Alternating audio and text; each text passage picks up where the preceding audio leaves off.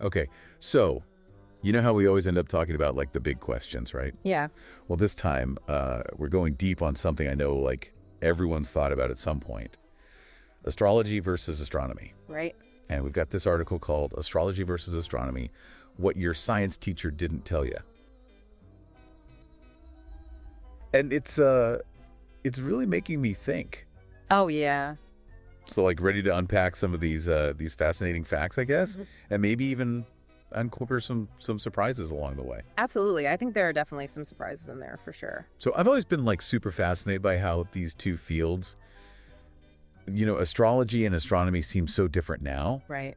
but they were totally intertwined for like centuries. Yeah. It's like, how could these early astronomers be out there, you know, meticulously charting the stars and planets and also believe that like their position could influence whether you'd have a good date?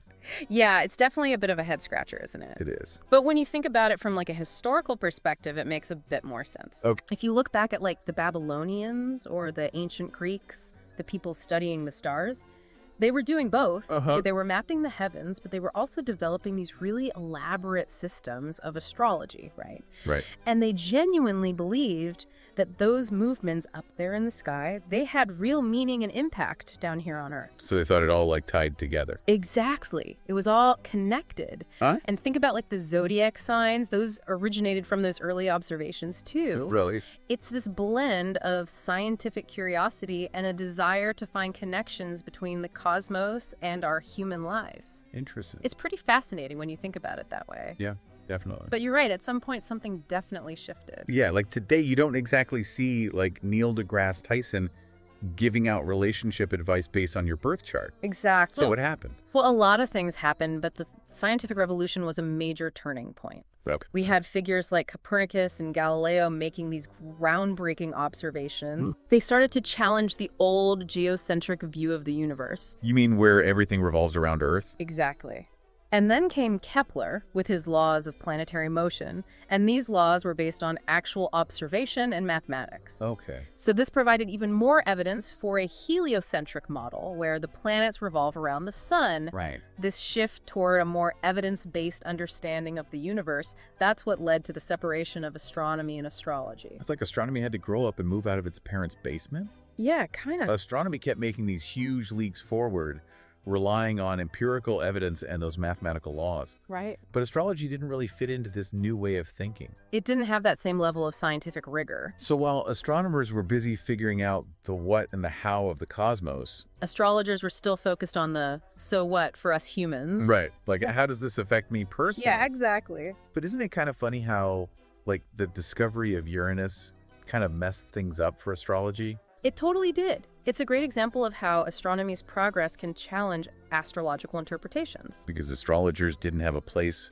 for this new planet in their system. Exactly. They had to rethink their interpretations. Right. And for some astrologers, this really highlighted the limitations of their field compared to the ever-evolving field of astronomy. It's like astronomy is always coming up with new information, and astrology is trying to catch up. In a way, yes. But okay, even with all that, it's amazing how astrology still has so many followers, even without that scientific backing. It's true. You think it's just like a way for people to find some comfort in a world that feels really chaotic?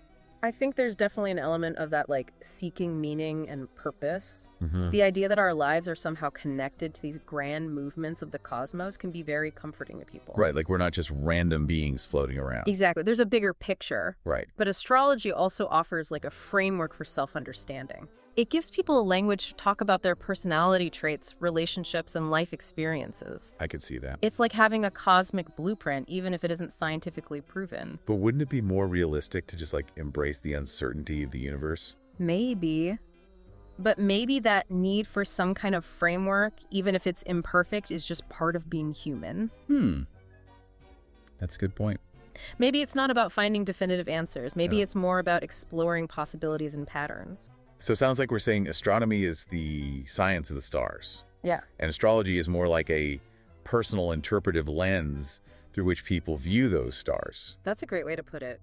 And even though science has separated them, they both come from that same human desire to understand our place in the universe. I completely agree. And it's that tension, the desire for meaning in the face of scientific skepticism, that keeps the whole debate so interesting. Yeah, for sure. So what do you think? Does astrology have a place in a world that's increasingly dominated by scientific thought? Hmm. That's a really good question.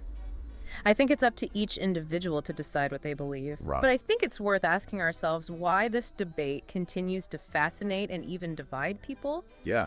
Maybe the enduring appeal of astrology lies in its ability to tap into that human desire for meaning and connection, even when faced with doubt.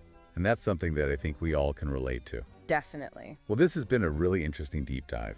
It has. And I hope you listening out there have found it just as thought-provoking as we have. Me too. So until next time, keep looking up at the stars and keep asking those big questions. And maybe even check your horoscope just for fun. Yeah, why not? See you next time. Bye. Bye.